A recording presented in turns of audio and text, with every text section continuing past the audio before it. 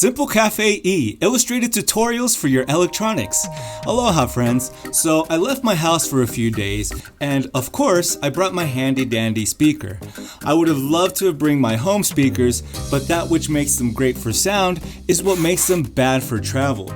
However, since I had enough space for my mini amplifier, I packed that just in case I were to need it.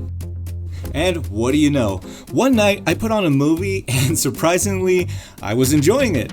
So I said, no, hold up. This movie deserves better sound than what this TV can give. Stop. And I thought about the one that I brought, but nah. I knew the sound would be pretty much the same as the TV.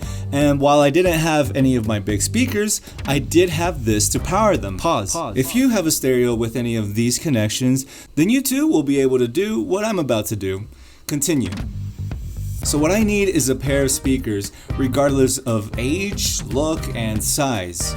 Well, so long as the size is bigger than this, then I'll be set.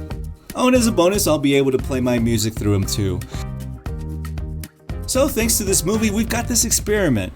Buying cheap used speakers to improve our TV's sound experience. If you don't have such a stereo, well, I recommend looking for a mini power amp like this one to keep your costs low and space free. Then you'll just plug in your set of speakers, which is just what I need, so let's go to the used market. So for our journey to be a success, the speakers that we find need to be passive.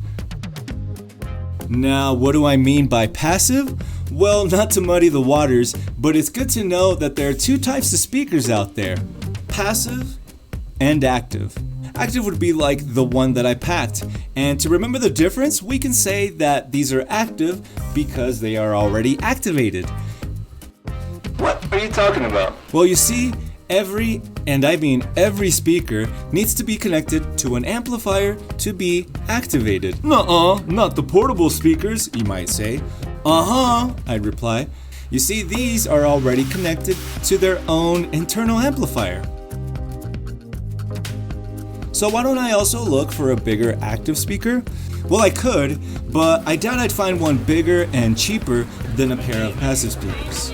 And after a few minutes, lo and behold, two pairs of passive speakers. Kinda small, but any bigger and they probably wouldn't fit in my bag anyway. How much, mister? 10 bills, and yes, they work still. Oh, they better, mister. They better.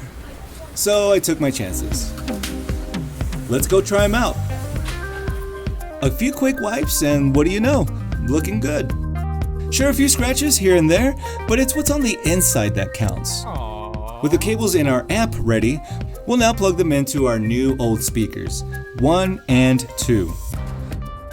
We'll use this cable to send the TV's audio to our amplifier. This TV has an aux audio out port. Now, if your TV doesn't have this port, my channel already has plenty of videos to help, so go find your TV's connection in my TV tips playlist and subscribe while you're at it. Okay, we're all set. Power on the amp and TV.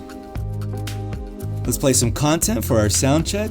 Oh, nice. You hear that? Our mister was no trickster. Okay, let's turn it up to see what we have to work with.